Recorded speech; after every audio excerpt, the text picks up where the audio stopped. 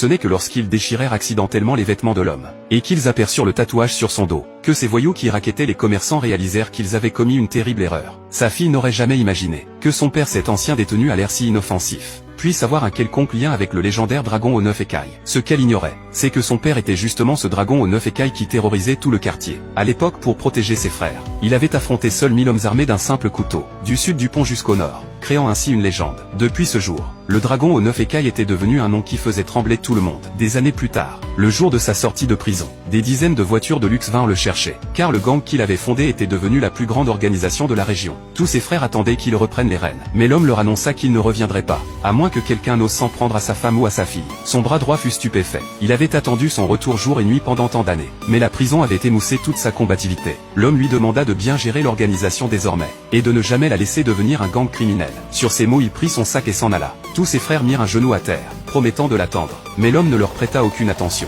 et rentra directement chez lui. Mais à peine arrivé devant sa porte, il entendit sa fille se plaindre à sa mère.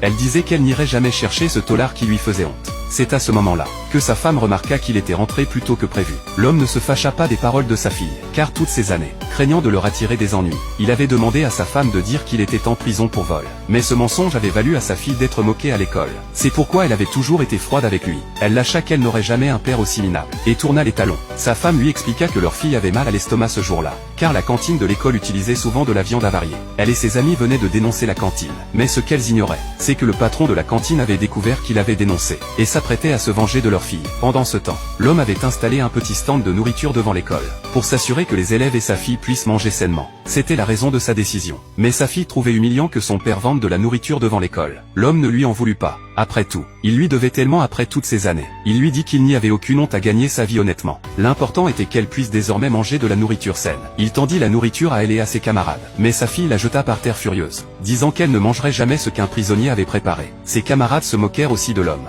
disant que c'était vraiment pathétique d'avoir écopé de plus de 10 ans pour un vol. Leur idole, le dragon aux 9 écailles, avait affronté 1000 hommes et n'avait eu que la même peine. Cet homme ne méritait même pas de lui cirer les chaussures. Puis ils s'apprêtèrent à partir.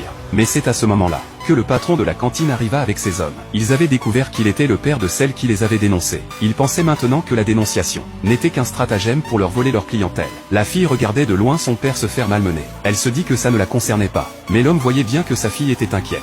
La voyant encore là, il n'osait pas riposter de peur de lui attirer des ennuis. Résigné, il se releva et s'excusa, promettant de déplacer son stand ailleurs. Mais ces voyous étaient clairement venus chercher les ennuis. Ils ordonnèrent à leurs hommes de saccager le stand. Voyant son père ainsi humilié, sa fille commença à avoir peur. Sa fierté la poussa à crier de ne pas aller trop loin. Mais ses camarades étaient terrifiés. Tout le monde savait que la cantine était tenue par des gens dangereux. Certains disaient même qu'ils avaient des liens avec des gangs. Les provoquer revenait à provoquer le dragon aux 9 écailles. Sa fille hésita mais voulut quand même intervenir. Après tout, cet homme était son père. Le patron de la cantine l'a reconnu immédiatement, réalisant que la dénonciatrice était là devant eux. Elle ordonna aussitôt à ses hommes de l'attraper. L'homme paniqua, promettant de partir immédiatement, les suppliant de ne pas faire de mal à sa fille. Mais il ne s'attendait pas à ce que ce genre de personne profite de sa faiblesse. Le patron lui dit que cette dénonciation lui avait coûté 60 000 € d'amende, et qu'il exigeait maintenant 100 000 € de compensation. L'homme accepta sans hésiter, mais sa fille s'interposa, disant qu'elle ne pourrait plus jamais le respecter s'il payait. Le voyou la gifla. Cette gifle frappa le cœur du père. Il ne put plus se retenir. Il se dégagea des deux hommes qui le tenaient, et d'une seule main en projeta un à plusieurs mètres. Les autres se ruèrent sur lui, mais dans la bagarre, ils déchirèrent accidentellement ses vêtements. Quand ils virent l'immense tatouage du dragon aux 9 écailles sur son dos, tous restèrent pétrifiés.